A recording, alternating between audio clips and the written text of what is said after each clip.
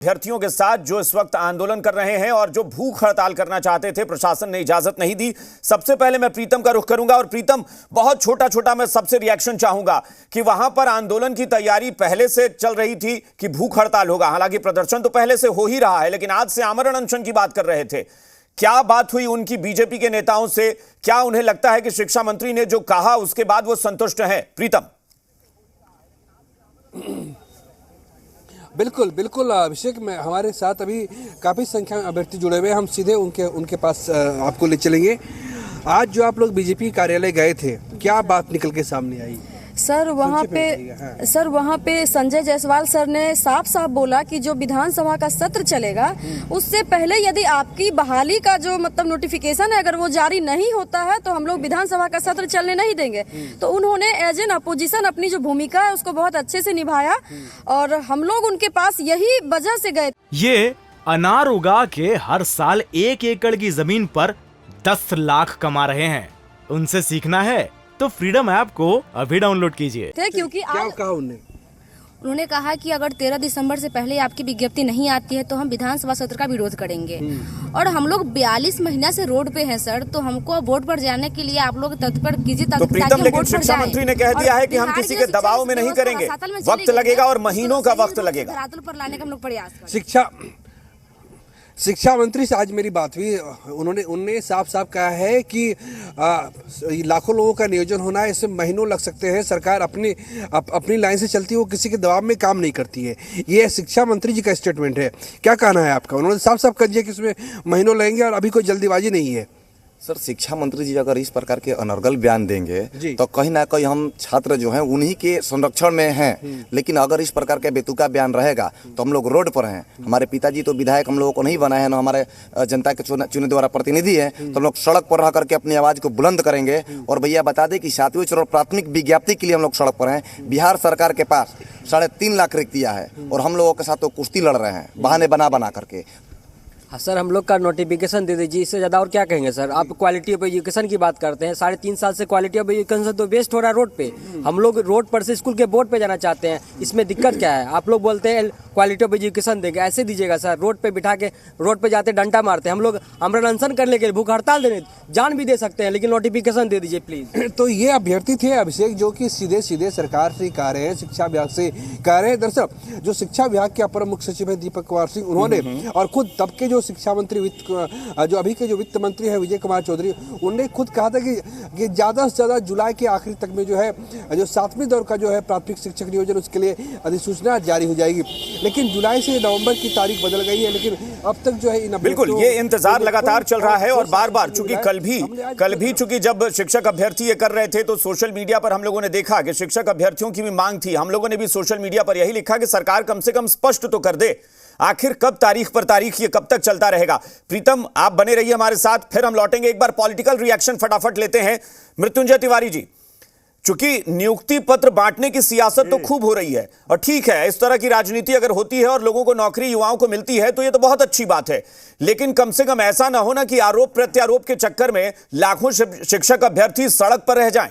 क्या उनके नसीब में सड़क पर रहना ही लिखा हुआ है? आखिर इंतजार कब खत्म होगा इनका?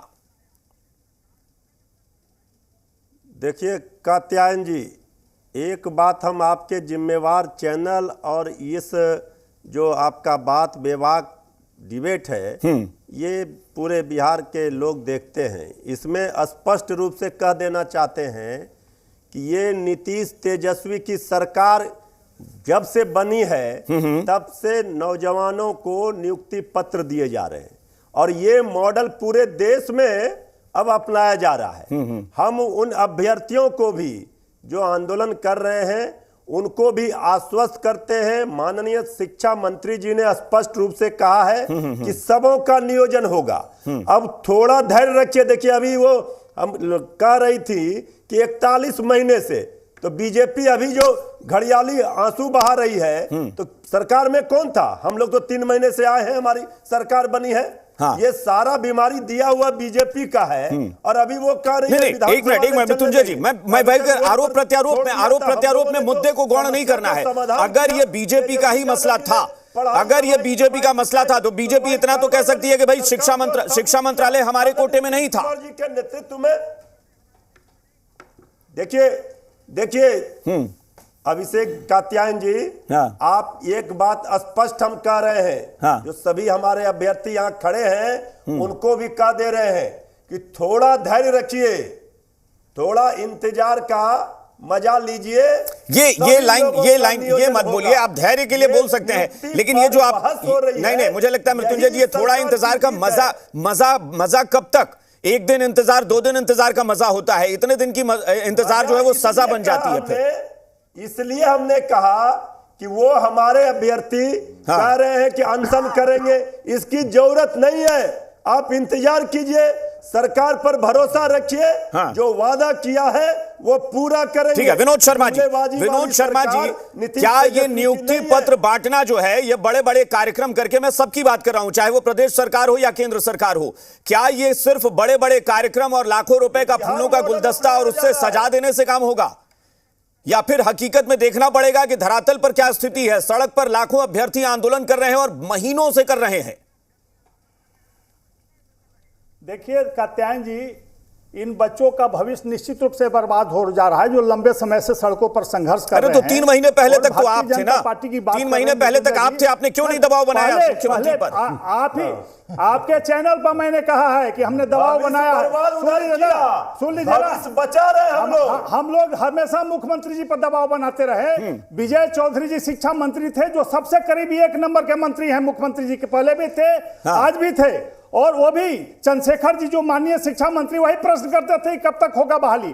अब चार्ज मिला है शिक्षा मंत्री के रूप में माननीय चंद्रशेखर जी को, जो एक प्रोफेसर है, बहुत लंबे समय के बाद प्रोफेसर बने हैं शिक्षा मंत्री, तो उनको इस पर अध्ययन करना चाहिए। वो महीना नहीं तय कर रहे हैं, महीनों में 24 महीने, 48 महीने, 66 महीने कीजिए, और बच्चों को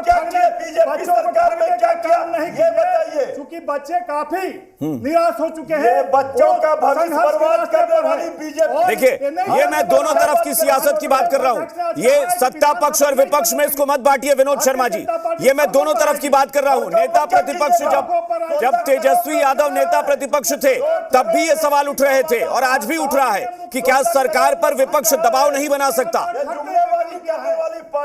राजा क्या रोजगार पर बात करेगी? कोई लेना देना नहीं है, क्या रोजगार पर आप बात कीजिएगा?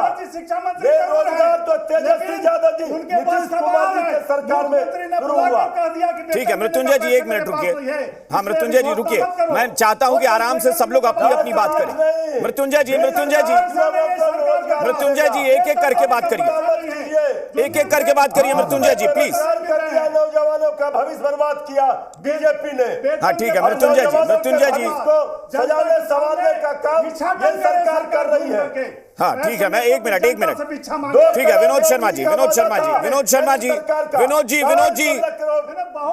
रुकिए, विनोद जी अब रुकिए। बेरोजगारी की मार से ठीक है विनोद जी, आपने अपनी बात कर ली। शेखर जी केवल नाम के शिक्षा मंत्री हैं। ठीक है विनोद जी, आपने अपनी बात कर ली। मैं एक बार विनोद शर्मा जी और मृत्युंजय जी प्लीज, मृत्युंजय तिवारी जी।